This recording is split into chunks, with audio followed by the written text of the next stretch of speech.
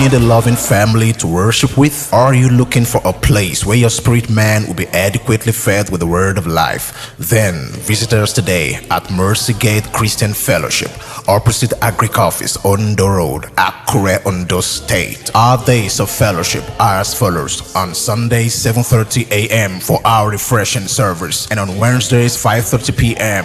for our importation and Bible study. Resident pastors Pastor Wale Ola and Pastor Mrs. Faith Akinfire Soye. So then, it is not of him that willeth, nor of him that runneth, but of God that sheweth mercy. Come and be greatly refreshed. And magnify.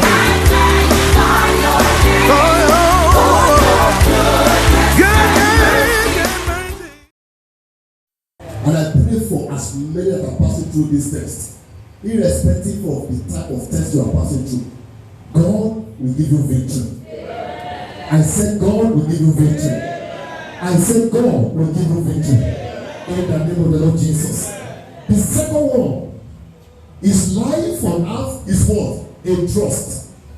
Life on earth is a trust. In Genesis chapter 1 verse 27, Genesis 1:27, the Bible says God created us in his image.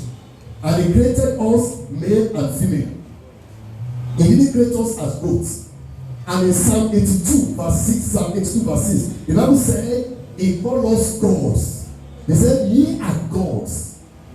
And in Psalm 24 verse 1, Psalm 24 verse 1, the Bible said the earth is the Lord, and the fullness thereof, the world, and they that dwell there. In other words, God is saying, I created the earth, and I put you there to operate. Therefore, whatever you see on earth, is it your wisdom? Is it your knowledge? Is it your money? Is it your intelligence? Is it your energy? Your talent? Your skills? Your relationship? Your opportunity? I entrust you with them. They are unknown to you. You are not the owner. John 3:27, what did he say? No man, John 3:27, no man can receive anything except it be given from above. Whatever you have is from God. Do you know, prophet, that your wife is from God? Proverbs 18:22.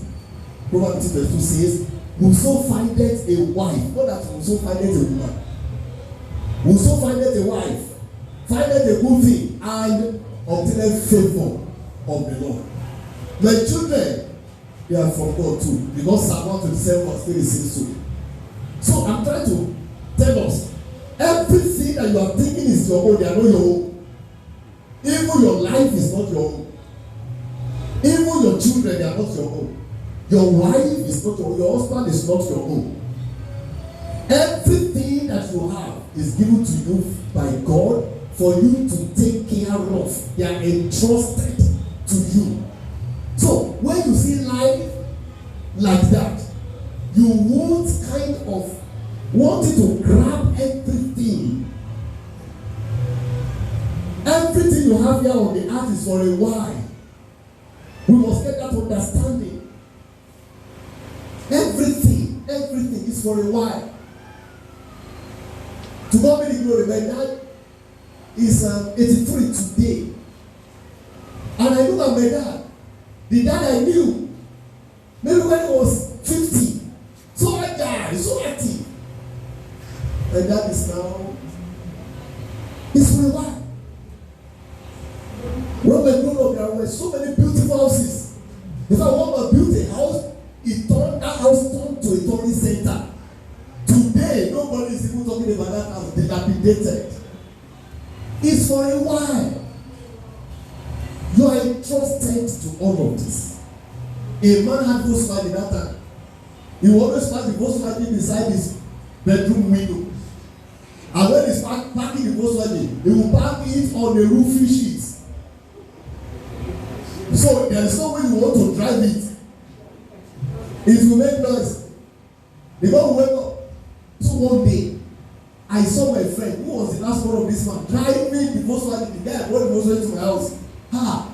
Daddy can. It's in the hospital, it's in the corner. Dear brothers and sisters, you are entrusted with all of these things.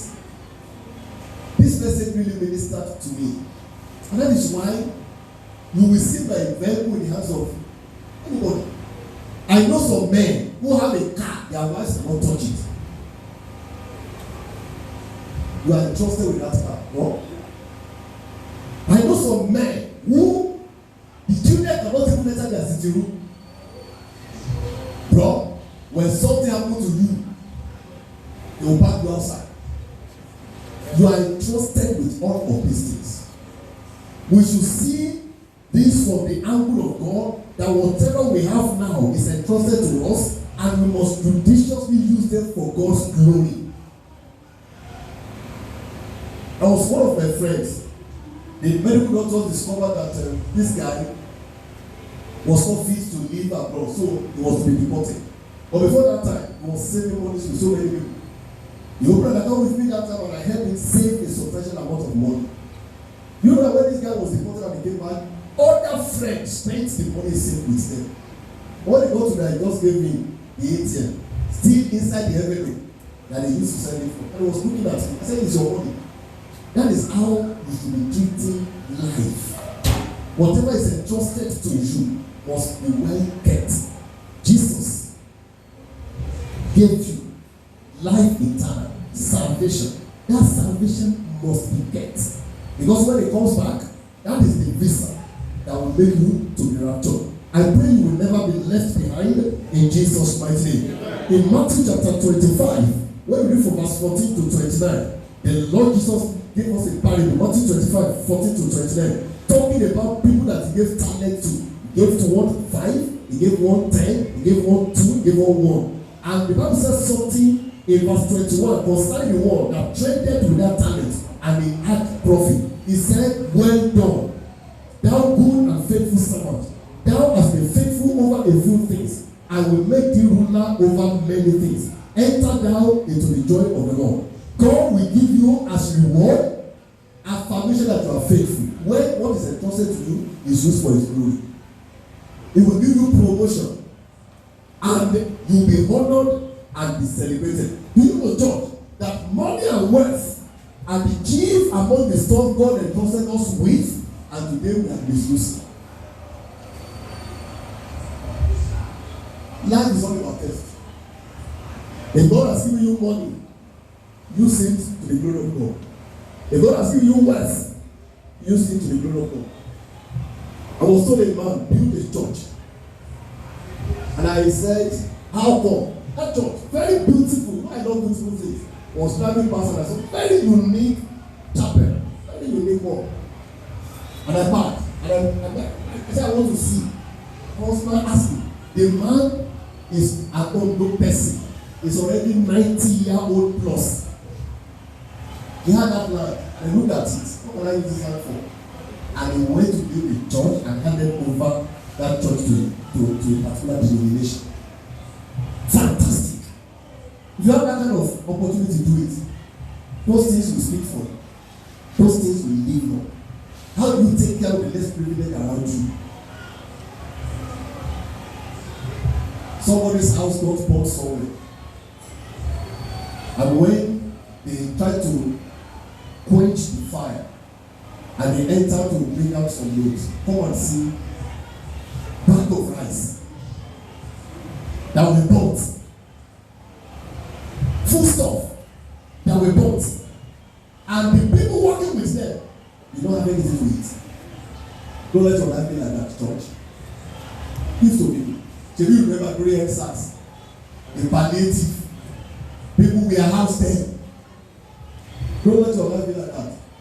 See, everything that comes to you, as God entrusted them to you, use it back to the glory of God. And finally, life is what? A temporary assignment. I don't need to preach much on this. To everything that has a beginning, end it. And then we come. David prayed in Psalm 39 verse 4. Psalm 39 verse 4 said, Lord, make me to know my end and the measure of my days, what it is, that I may know how frail I am. This life is transient. That was what Job said in Job chapter 8 verse 9. It is extremely brief when compared with eternity. You see, some of you, you see have a long way to go. We are in July, Abi. Do you know that it is the month of August that covered the entire month? Do you know? Do you know that by the time it is over with August, we are in the month? Do you know that by the time you close your eyes and you wake and you open it, it is already December 31st? If you don't do what God wants you to do now, you will never have the time to do it again. Before now, I used to take myself to Lagos. I would drive down to Lagos and buy books, and that's it. I will come back. I will sit down myself. So one day, my driver didn't come up. So I was like, will I not go to market? So I started driving. That time I think I was 45. That time that I was driving between 30, 35, I was still going. 45. When I got to the road, I don't know where this thing come from. I tried to drive from where I was just closing. Ikulele. I parked. I bought more water. I sat down there. I don't park. I slept for like 1 hour. What do you think has happened? The age has changed. What you need to do now, if you don't do it and you still think there is time, and you never be time. What if practice for? What if you die? Big men that you are seeing today, tomorrow they will never be there again. In my own village, most people that were looking at as big, they are no longer there. They've gone. I love Ecclesiastes chapter 1 verse 4. It says, one generation passeth away, and another generation cometh, but the earth abideth forever. Life is just for a while. So, Pastor, what do I do? Number one, be closer to God, who made the earth. All of us, let's open to that Ecclesiastes chapter 2. This is where I'm writing up now. Ecclesiastes chapter 2. Open your Bible to that place. I want to show us something there. Ecclesiastes chapter 2. I will wait till you are there. Just the pastor I'm there. Are we there? Ecclesiastes chapter 2. Now let's start reading from verse 4. This is where I'm stopping. Someone was talking, he said, I make my works great. I build myself houses and planted myself vineyards. I made myself gardens and orchards, and I planted all kinds of fruit trees in them. Read verse 6 and 7. Let me hear you. Myself water pools, from which to water the growing trees of the grove. I acquired male and female servants, and had servants all in the house. Yes, I had greater possession of herds and flocks than all who were. Go to verse 9. What did he say? Great. Excel. More than all who were before me in Jerusalem. Also my wisdom remained with me. I love verse 10. Read it. What did he say?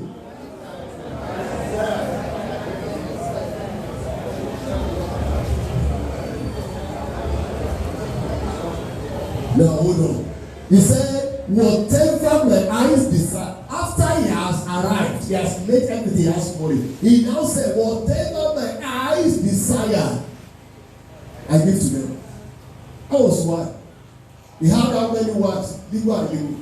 1,000. So if the eyes see Sister John, Robinson, that's what he is the king. He will not take over. If the eyes sees mansion, he will buy. But at the end of the day, verse 11. What did he say in verse 11? Then I looked on all the works that my hands had done, and all the labor in which I had toiled, and indeed all was vanity and grasping for the wind. There was no profit under the sun. With all he had, what did he say eventually? Vanity. I've seen it a lot by the grace of God. I've seen somebody who didn't have anything becoming somebody. And I've seen somebody who have everything crash landing. May you never crash land. I said, may you never crash land. I said, may you never crash land. I said, may you never crash land. I said, may you never crash land. I said, may you never crash down. I repeat again, may you never crash down.